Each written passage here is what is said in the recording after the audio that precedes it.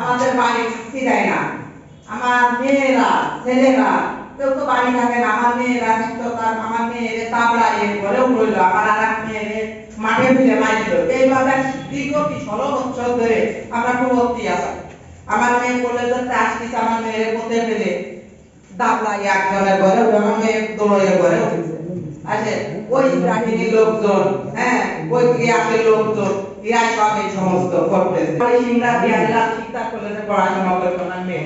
তখন আমি ভয়তে আর কি আমি গ্রাম ছেড়ে দিলাম। গ্রাম ছেড়ে দিয়ে আমি আলাপাড়ায় এসে আর কি বাসা ভাড়া আমার ভাই বাড়ি, আপনার বাড়ি ওখানে এসে আমি থাকি।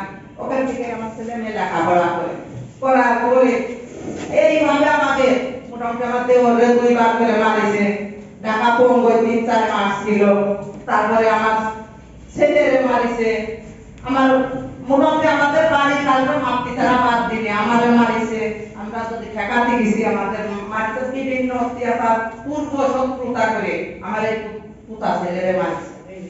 ফোন করে ডেকে নিয়ে মানে নদীর পুলি আগে হাবডালে নিয়ে যে মাছি ঠিক পাবে হাবডালে নিয়ে যায় তারে ফোন করে দিছে। জড়াই